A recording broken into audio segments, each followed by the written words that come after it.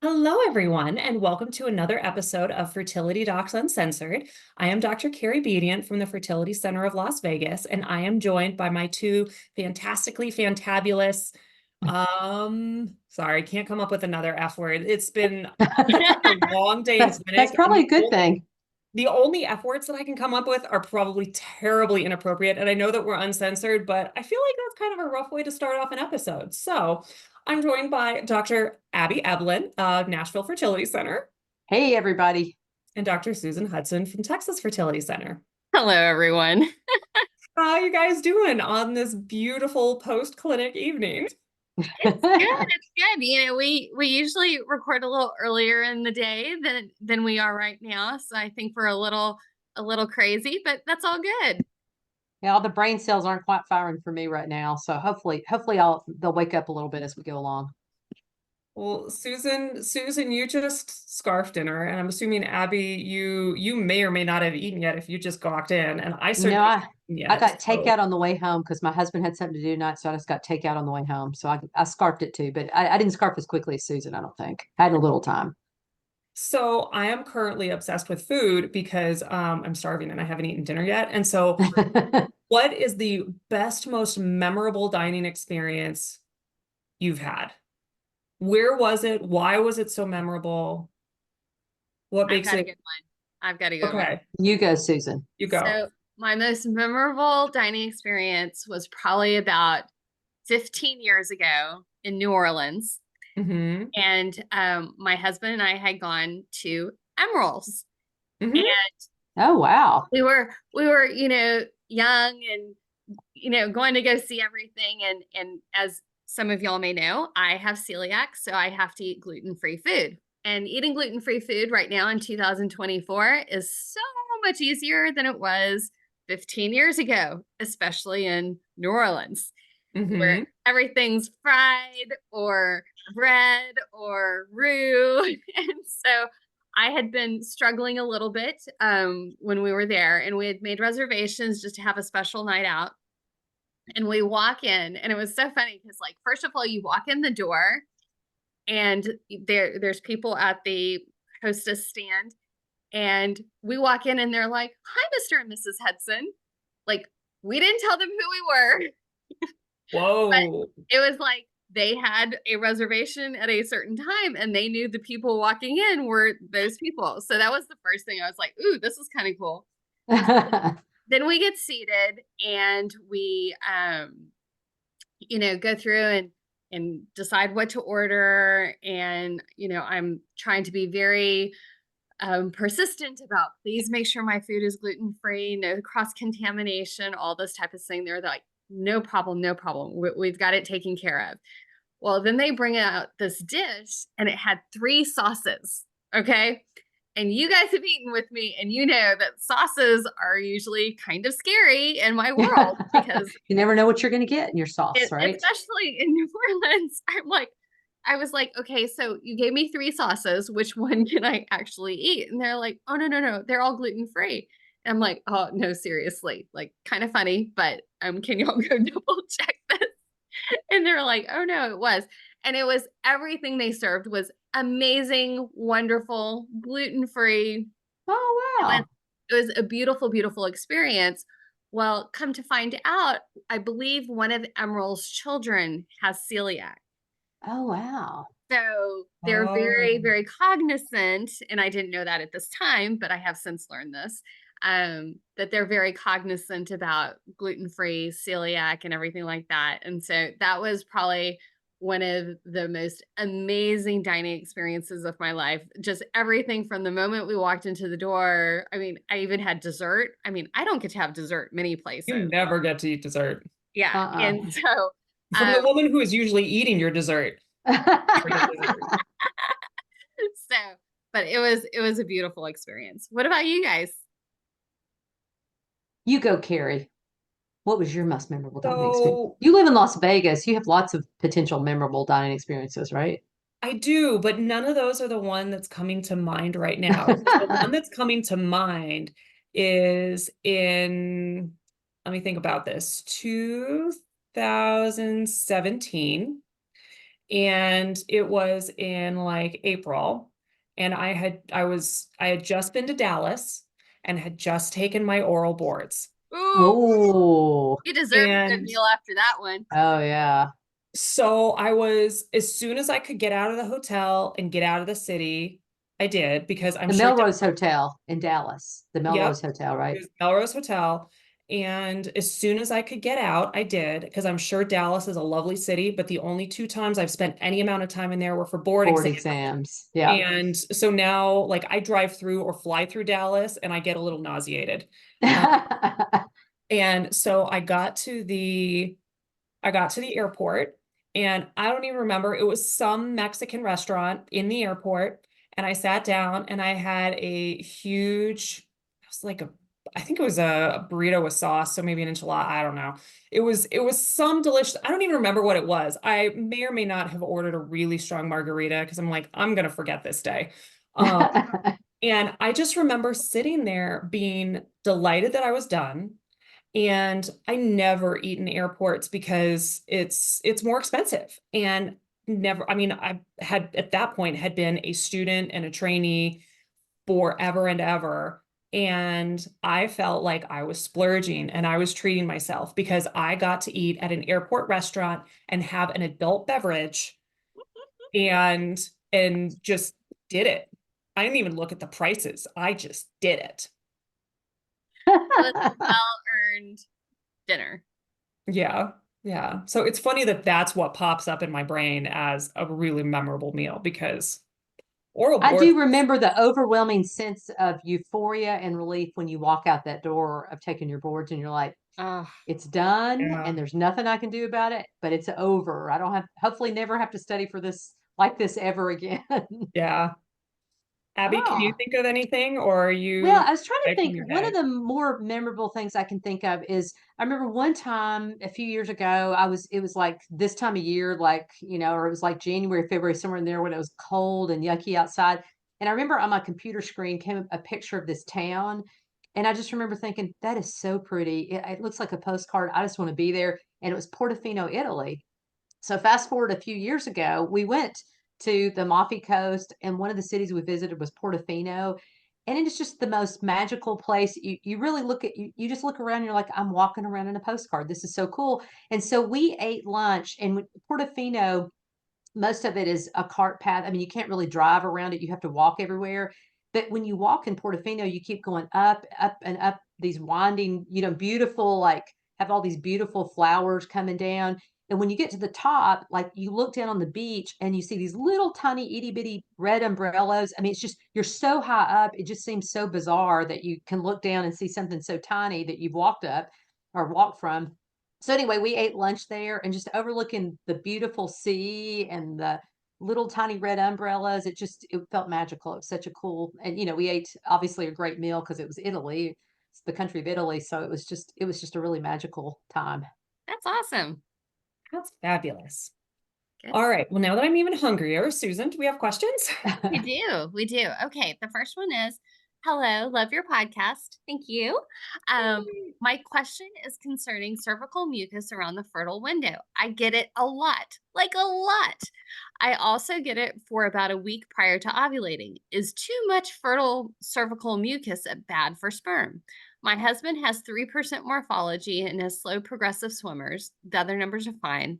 Wondering if the excess of cervical mucus is preventing us from getting pregnant unassisted. Also, is high estrogen to blame for this? How could I control it? I've had one IVF pregnancy, but unfortunately lost my little one at 19 weeks due to structural anomalies. I now ovulate regularly and would like to try to get pregnant without assistance. My prior diagnosis was suspected PCOS, but all other tests were normal. Thank you. So I would say too much cervical mucus, I don't think is bad. Kind of it's really a sign that your estrogen level is going up. So it is related to estrogen. And so we do know that estrogen starts to raise, as you get closer kind of to ovulation. And so other than just being kind of a nuisance, and maybe sometimes it can be irritating if you have a lot of moisture in your underwear, it can be really irritating. But it really, I don't think, unless you guys know something different, I don't really think it should impair the ability of the sperm to swim. To the contrary, if the mucus gets thinner, it's easier for the sperm to swim through and swim up in the reproductive tract. So other than being kind of a nuisance to you, I don't think it's a problem. Yeah, I mean, hostile cervical mucus used to be a thing, but I think it's gotten less and less traction as time has gone on. I mean, the hormonal influence of estrogen and progesterone on cervical mucus helps the little channels align so that the sperm can get through it. And that's part of the reason why sperm being of a particular shape is important, because that helps to streamline through the cervical mucus. But I would say having a lot of it is a lesser problem than having too little of it, because if there's nothing for the sperm to swim through, it can't swim. So I think it's probably a nuisance, but at this point, we don't really have any good way to test it. I mean, you used to do a postcoital test where you have sex and You then never did a postcoital test, Carrie. You never did one. I'm sure of it. I never did one. I never did I one, did.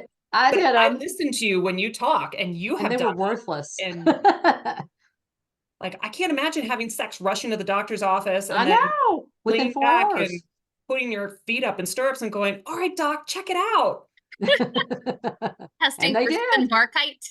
Yes, Mhm. yes, Your yes. stretchy, how stretchy your cervical mucus is. Yeah. I think, it's one of those things that I think is more bothersome than anything else and probably doesn't have a lot of implications as to your fertility challenges. All right, one more question. Hi, I am a 27-year-old with an AMH of 1.4, day 3 FSH of 8. Been doing fertility treatments for the past 5 months and been trying for 18 months. Never been pregnant. Husband semen analysis is normal. HSG was normal. Done 2 medicated cycles with 50 milligrams of Clomid and 3 IUIs with 50 milligrams of Clomid and trigger shot. Each cycle, I produce 2 to 3 follicles. Our current doctor recommends us move on to IVF. I have a few questions. First, should I have done 3 IUIs? Second, is my AMH likely the reason I never have been able to get pregnant? Third, since I responded well to the lowest dose of Clomid, could I expect to respond well to IVF medications? Any advice would be appreciated. Thank you all so much. So 2 Clomid timed intercourse cycles, 3 IUIs with 50. And she's only 27 years old. Correct. So Yes. that right there means, nope, you were totally fine doing those IUI cycles, because at best they worked, at worst they didn't. And at worst, you are 27 and a half instead of 27 years on the dot. And so you are totally fine having done those, because you don't lose very much by doing them. And you have the potential to gain everything in the world. And so that answer might be different if you were in your 40s. But at 27, you have that luxury of a little bit more time with less anxiety about it. So I think you're probably okay on that one.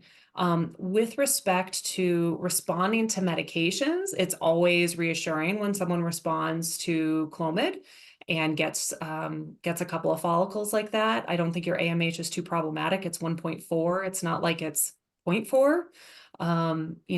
That's a hair lower than the 1.5 we're looking for, and then the maybe 2 to 3 that we would hope to see a 27-year-old at, but that is not desperately low. So I think you're in a very reasonable place. I think you have had reasonable treatment up to now, and that moving to IVF is equally as reasonable given that you haven't gotten pregnant. And give it a shot, and I hope it works beautifully for you.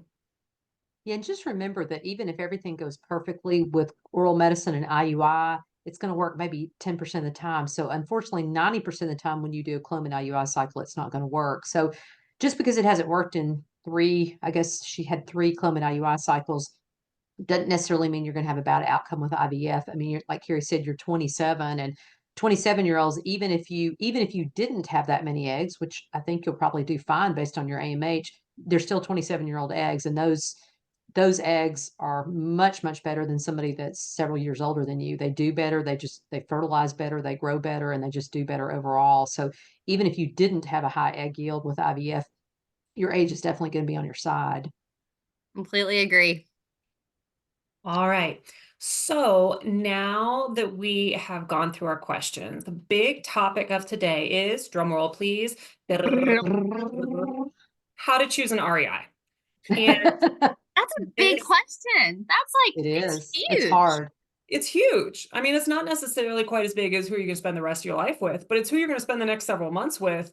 And Or maybe years or two. And you may even come back again to see us down the road.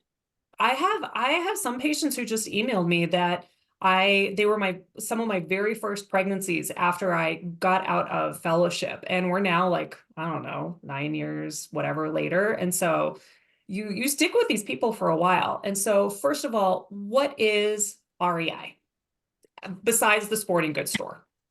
Which is Reproductive what endocrinology so we're board certified in reproductive endocrinology and infertility.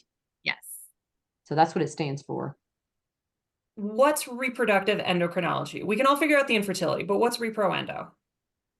It's essentially learning about how the different hormonal systems communicate between your brain and your uterus and your ovaries and all that kind of good stuff. So there's other things that we learn, but it's really looking at the hormonal systems and how they're speaking with each other, which is very valuable, obviously, in what we're doing.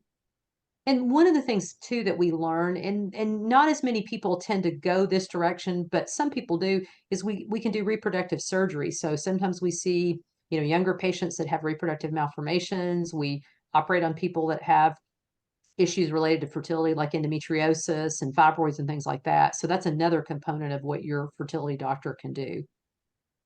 So, what's the difference between reproductive endocrinology versus medical endocrinology? Because a lot of people have heard of endocrinologists that manage their diabetes and stuff. So, what's the difference between those two types of endocrinology? So we really start out at different areas. So medical endocrinologists generally do internal medicine as their primary residency, whereas we do OB-GYN, obstetrics and gynecology, as Or our primary. OBGYN, that some people say. OB-GYN or OBGYN. Or Tomato, OB-GYN. tomato. Or Yes, OB-GYN. there's lots Uh-huh. of abbreviations in how we say this. OB-GYN, OB-GYN. Gyn. Yes. Because OB-GYN is a drink you get at the bar. Sorry, We I need didn't to mean make to up. Is there really a drink called OB? We need to make one up. We That could be did. our signature Like fertility doctor. OB-GYN. Ooh, Yeah, that could be I our love gin. signature drink. I'm all over that. Come out to Vegas. We'll figure it out. Okay. So anyway, that's where we all do we do different residencies. Okay. Our residency is 4 years. Their residency is generally 3 years. And then we go on to fellowship training. Okay. And there is fellowship training in endocrinology, medical endocrinology. And those are doctors who generally take care of things like diabetes, thyroid disease, Cushing's, diseases of the adrenal glands, things like this. Okay. And then you have us who do reproductive endocrinology and infertility. And we get trained in all those things to some degree, but we really, really specialize in those reproductive glands. So, can you go to a medical endocrinologist and get fertility treatment? And can you come to us and get diabetes or thyroid or whatever treatment? No and no. So And we, yes, like Susan, yes. we know a little bit about. I think the biggest place, if I had to really think about it, the biggest thing that we overlap with medical endocrinologists is thyroid. It's very important Prolactin. for And and prolactin. prolactin. But I mean, how much thyroid? How many Sin-3 prescriptions do you write versus how many Bajillion. other one? A jillion. So I don't we know. I'm know. on a cabergoline prolactin kick right now. I'm on Are you like my really? fourth prescription in the last 2 weeks. I have a lot of people with high prolactin too. Do you? So we do that, but I would say, really thyroid's the one thing that we sort of see together. Although I will definitely say I defer to the medical endocrinologist when people start getting in higher levels of the thyroid hormone that they need, or if they have a thyroid mass or anything like that. Really, we kind of defer to them. So we know just enough to manage it in, milder cases. But if it tends to be something like hyperthyroidism, that's definitely something we would refer to a medical endocrinologist. Hypothyroidism, underactive thyroid, we kind of manage. But for the most part, our biggest niche is in the reproductive hormones, like Susan said, the ones that are secreted from the brain, FSH and LH, that go down and stimulate the ovaries to make eggs. And that's the world we live in most of the time. So how are REIs different than regular OB-GYNs, GYNs, or GYNs? So we did that extra 3 years of training specifically in helping people achieve pregnancy. And so most REIs no longer deliver babies. Okay, that's one of the Mhm. first questions people ask after they get pregnant. They're like, "Are you delivering my baby?" And most of us do not deliver babies anymore. I think the only REIs I know that deliver babies anymore are in academic institutions. Um, and, we have more time to help deal with those fertility challenges. And also, our world revolves around the menstrual period. So, a lot of times people are like, well, my period's going to start in 10 days. And it's like, you're going to call us when you start your period. And it's like, but what if I can't get in? And it's like, but everybody who comes to see us is working on their menstrual period. So, they're all going to be able to get in. Once you get in for your new patient appointment, Yeah, the new patient after appointment's that, the hard part. that's the hard part. After that, it all works out. It really, really does. And so, we have, when you go see your OB-GYN, most of those appointments realistically are going to be maybe 15-minute appointments. And that's probably very generous for most OB-GYN appointments. And it's just because they work on a different schedule than we do. Whereas when we have new patient appointments and follow-up consultations and those types of things, we have the time to sit down and really kind of dive into a lot of those deeper questions, which are really important when you're having your fertility evaluation. And one of the other things too about our office, because sometimes patients will say, well, I tried to do this at my OBGYN's office and it just didn't work out, or they couldn't get me in for my ultrasound. Our offices, like Susan sort of alluded to, we're set up to take people when they need to be seen, which is usually right around their period or right around ovulation. And so we're set up to be able to do things on the weekends if we need to, like intrauterine inseminations. And we have some OBGYNs in our community that will do IUIs, but on the weekends they're not open. And so we're set up to handle you 7 days a week for the most part because your ovulation doesn't just stop on the weekend. And if we're not open on Sundays, and a lot are not, we're able to do things like retrievals, egg retrievals, and embryo transfers and things like that. Those things that absolutely have to be done on the weekends, we're able to do those literally 7 days a week. Mhm. So when someone says, "Oh, I got referred to a urologist, a general urologist to get my semen analysis done," or my partner is going there, what's the difference between urologists and REIs? So urologists also did their own type of training, okay? And really they focus on the the system of your kidneys, your bladder, your ureter, your urethra. Essentially, that system is everything that they do. And so um, they're a great option for a man who's needing to get a semen analysis. Some urologists do semen analyses, some don't. Okay, so if you're thinking about going that route first, check to see if they have those services. And then urologists are great for male factor and helping figure out, is this something that we need medical intervention, surgical intervention, those types of things. However, I'm going to get on my soapbox for a moment, okay? Because whenever we're talking about men and urologists, I'm going to start talking about testosterone. Okay. Love it. And right now in the United States, it feels like every man on the planet is getting on testosterone. Yes, yes, yes, yes, yes, yes. Okay. I mean, you can get testosterone. It feels like in every like strip shopping center, there's a men's health store that you can go get your testosterone. Testosterone that you take by pills, injections, pellets, creams, um, figure out some other way to get it into your body. It can decrease your sperm. Okay. And sometimes it can decrease your sperm permanently and sometimes eliminate sperm.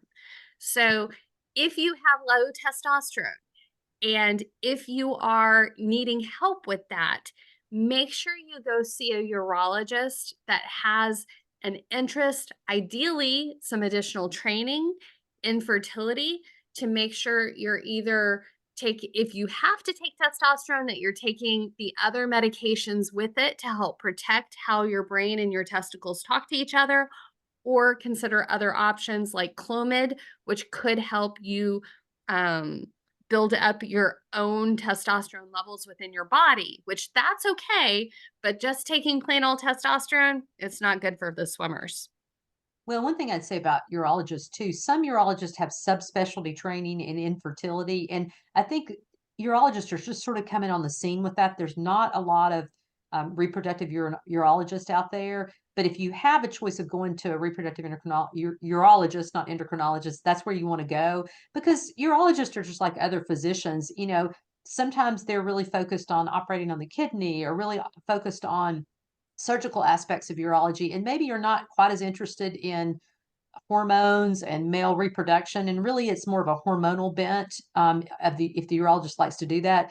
But I think in most of the towns I've been in, even if there's not a urologist that's subspecialty certified in males and reproduction, there's usually a urologist in town that's kind of their little niche, and everybody sort of knows who they are, and they refer the patients to that person. So I think it's important that if you're seeing a general urologist, make sure you see somebody that's really interested in male fertility because a lot of times they're not as interested in doing a lot of hormonal tests and studies unless that's really kind of their area of interest in urology. So once you figured out that you need to see an REI, how do you figure out who's the one to see? Because there are going to be some people who live in areas where there's not an REI anywhere close, or there's only one. And other people are going to live in areas where you sneeze and you hit one. And so, how do you figure out which REI is the one for you?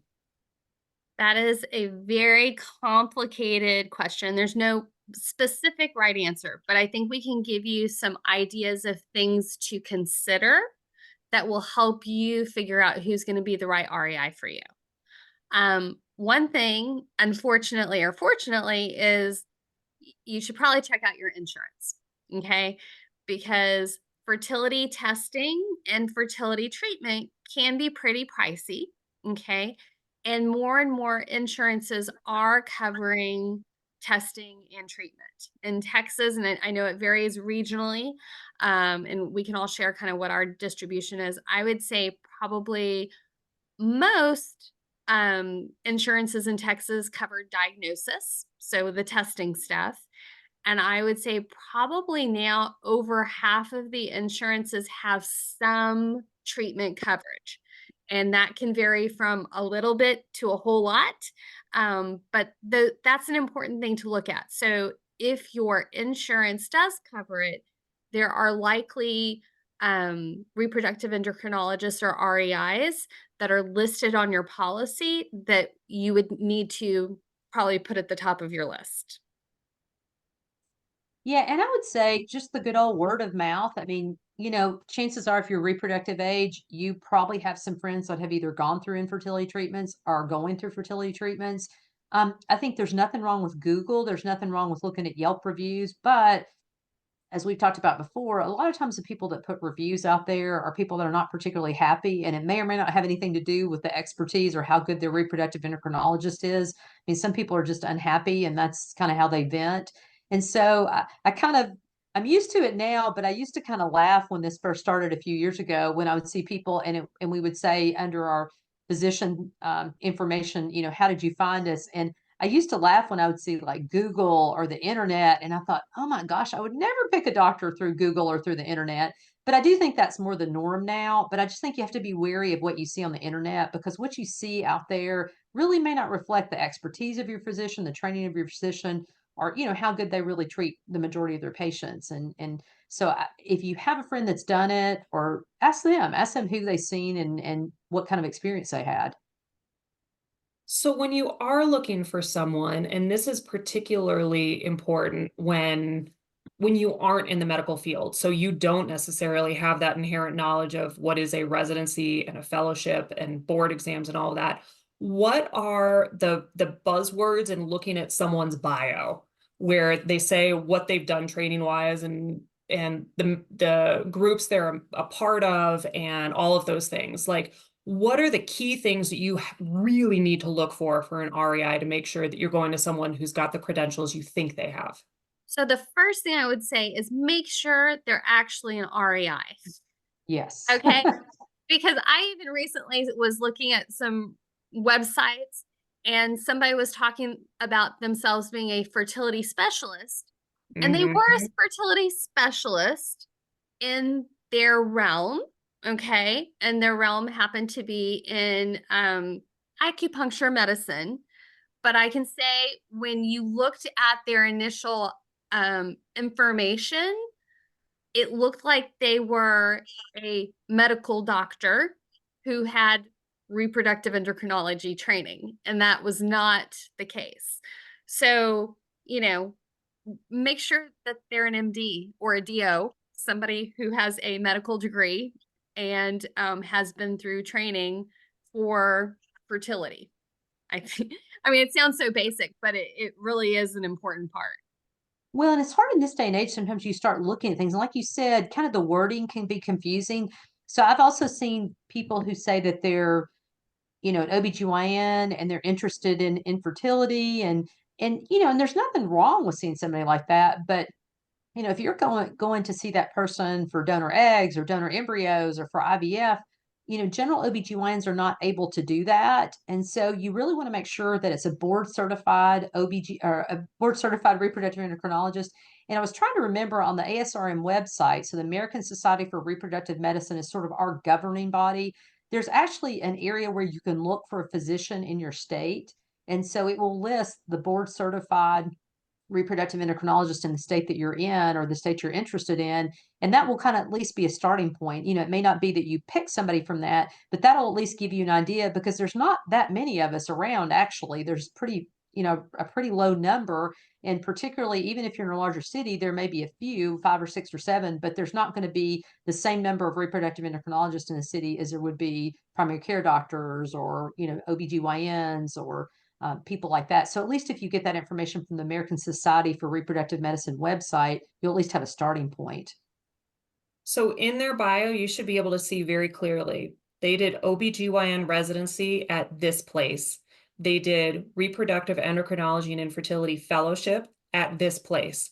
They were board certified in OBGYN and REI at this point in their career. So those are all things that any boarded REI will have, and that's really kind of the minimum that you need from someone. And you don't necessarily need a whole lot more beyond that, but for pure credentialing to make sure they got the training that you think they got, that's what you're looking for. They should be an MD or a DO. And that means that those are the people who have access to all of the treatments like inseminations, like IVF, like the advanced laboratory techniques, all of that. So it's different than acupuncture and naturopathic medicine and all of those types of things. It's different than what just a general OBGYN can do. And there's variations and gradations, all of that. So that's part of the training that we get that's important to look for when you want to go to somebody who's got all those credentials. Agreed. So once you've found somebody who's got the actual credentials, how do you know if they're any good? So that is a little bit of a tricky thing because statistics out there can be very difficult to interpret. So there are 2 major places where you can look up IVF statistics. Now there's nowhere you can look up IUI statistics. Okay. That's just That is not out true. there.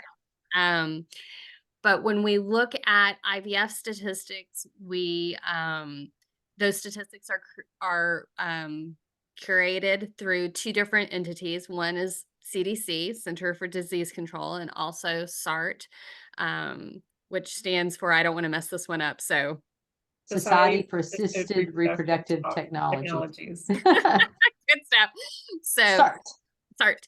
And so there are places on both of their websites that you can go and look at statistics. And I would say it is probably easier to kind of compare, say you live in Austin, Texas, okay? And there are, let's say, 4 major groups in Austin. I'm just making up a number because I'm not thinking of all of them right now. It is easier to go and look at statistics and kind of look at trends between the different groups than looking at one specific statistic themselves. Okay. So that's a way to compare. Word of mouth is a big one. Okay. And, you know, if you have a couple of friends who have gone to somebody and have had success, that's a good sample, you know? Um, but there's more to choosing your REI than just numbers. Okay. Numbers are an important part of it. Absolutely. But sometimes it's how you end up feeling when you go and meet that REI. Okay. There are some people that are very touchy-feely and all that type of thing. Some people are more direct, and some people are in between. Okay. And those things, different people need and want different things. So the one thing that I always say is there's an REI out there for you. Okay. But sometimes when you're looking for that personality, you may have to look little bit to figure out, is this person going to be the right match? And it's okay if you're not, okay? But you know, it's something to consider. One thing to think about with the numbers, as Susan said, numbers aren't everything. And it is very easy to get confused in the numbers, and it's very easy for the numbers to be manipulated in a way that makes somebody look better, worse, or in between. And so looking at trends is helpful. Knowing that everybody has to report to the CDC. Some people report to the CDC through SART, but your clinic should have something on the CDC's website. And if they don't, consider why they are not reporting to the CDC, because that's mandated for all of us. And so, like we said, a lot will go through SART, but there's different ways that the CDC and SART both report their statistics. And there's some things in there that when you look at it from the perspective of a patient, you're going like, oh my God, that clinic sucks. And this one is awesome. And in reality, there may be things that those respective clinics are doing that change those numbers. For example, if you have a clinic that is cherry picking their patients, meaning they'll take people who are 42, but the only 42-year-olds that they will even touch for IVF are the ones who have the amazing out of this world egg reserve numbers versus the clinic that will take anybody who walks through the door, Right. cancel them and say, look, your chances are low, but if you want to do this, let's give it a shot. I'm with you. Those numbers will hit very differently, but the way that those clinics practice will also be very different. And you may realize one of them like, oh, they won't even touch me because my numbers are not good and it's going to ruin their statistics. So they're not even going to go there. So they don't take the hard cases. So I would say in general, if the numbers seem too real, too good to be Good to be real. there is probably a story behind them. Okay. Like, I think we're all probably thinking of one particular place that we all know that nationally is like the place to go if you are older and this type of thing, exactly as Carrie was describing. But from the inside, we know that there are people who only allow a very small proportion of people to go through using their own eggs. And if you don't fit certain qualities, you are going to be recommended. Essentially, they say you can use donor eggs or you can't be part of our program.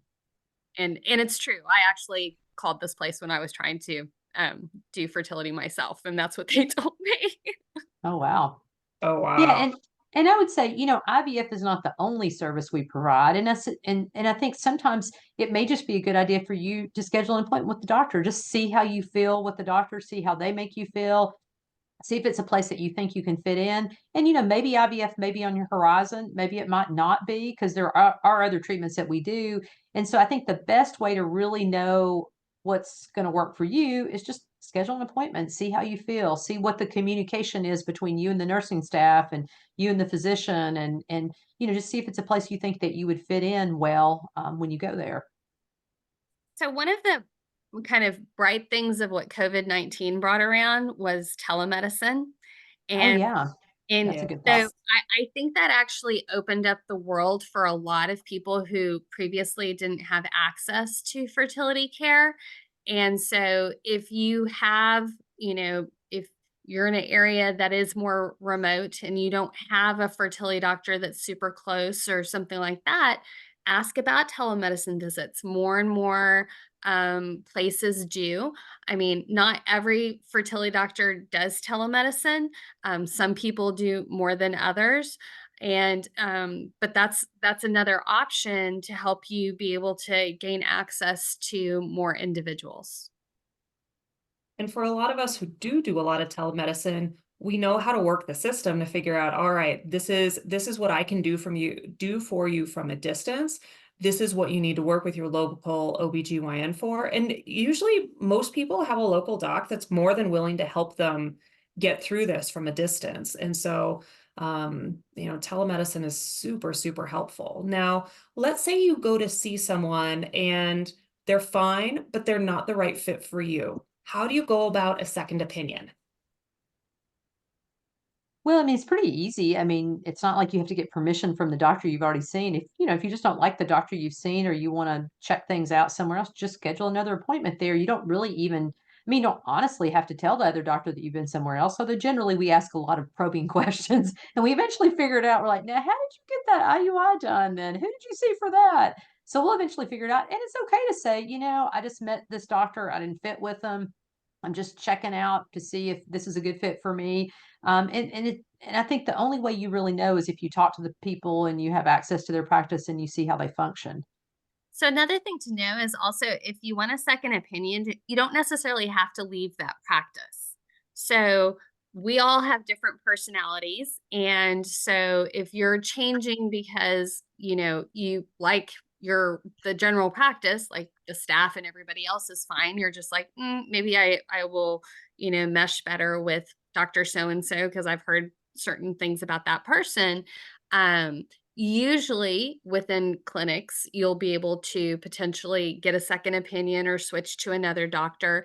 Now, a lot of clinics don't let you do that multiple times. They allow it one time within the practice, to provide for this type of situation. But like I said, just because, if I have plenty of people who are like, I hear what you're saying. I just need to hear this from other people too, and they'll be like, who do you recommend for me to go see? And I'm like, well, if you're comfortable seeing somebody within the practice, here's somebody that you might do well with, or outside of the practice, here is somebody else. Most of us aren't going to be offended. We know that you're dealing with really big decisions at times, and these are very personal decisions. And, needing to hear that information from multiple people, it's okay. We understand. If you tell your doc, like let's say you've got a good relationship with your doc and you're like, hey, I just want to go hear it from someone else. Is there someone you recommend? Like Susan said, no doc should read you the riot act for wanting to go talk to someone else. We totally get it. But if you say, oh yeah, I really want to go see Dr. X, and they kind of hold their lips in for a minute. What they're trying to figure out is how to, pretty much all of us nicely say, don't go there. we are not going to pan another REI. Mm-mm. But we may say, oh, have you heard about Dr. Y? And when we are saying that, we are very politely telling you, don't do it, go somewhere else. Like, because it's a very small community. Everybody Yes. knows who's doing the right thing and who's perhaps making alternative decisions. And we want you to be in good hands, even if they're not our hands. And Mm-hmm. so if your doc kind of very politely says, oh, well, what about this place? Or, my partner's really good at this. Like they're very politely trying to tell you, hey, maybe don't go there because that's not a great place for you or for anybody. For And anybody. so, but I know very few REIs. I know very few doctors in general who will outwardly pan someone else, but they will try and steer you away. Oftentimes the staff at the centers, they can tell just by talking to you like, oh, you're going to be a really good fit for this doc. And it doesn't mean that the other doc in the practice is bad. It just means they're used to dealing with people and they can see by what questions you're asking and how you're doing it, like, oh, you're going to fit in well with that one, but maybe not that one. Even if the skill is the same, the temperament is different. It's the same thing we do when people finish care with us and they may not have an OB-GYN and they're like, who do you think I should see? If I recommend a specific doctor, it's not because I necessarily think the other doctors aren't good. It's just Right. we've gotten to know you through your fertility treatments and we know the different personalities of doctors and we're like, oh, I think this will be a good match. We're matchmakers. It's true. We totally are. All right. What other big things are important in choosing REIs? Is there anything that I left out that I forgot? We talked about training. Hmm. We talked about the difference between us and other specialties and kind of how to go about a second opinion. Any other big stuff that I missed? I don't think so. Know that you're gonna have to go see these people in person periodically. Eventually. Eventually, I do a lot of telemedicine as well as Carrie. Abby, how much do you do? Oh, I do a lot. Yeah, we About all every day I'm in the office. we all live in areas that people travel a lot to, Yes. and sometimes patients are they're very appreciative of the telemedicine, but when we're like, we need you to But you come have to in come to have see us this too. testing done or something like this that has to be done in person, we understand that it's inconvenient and we're trying to minimize it as much as possible. And if there's something specific we need to work around, let us know. Okay. But um going to your fertility doctor is not like doing telemedicine with say your family medicine doctor, because a lot of times they can do almost everything just talking like we're talking over, Zoom or YouTube or, whatever you're doing.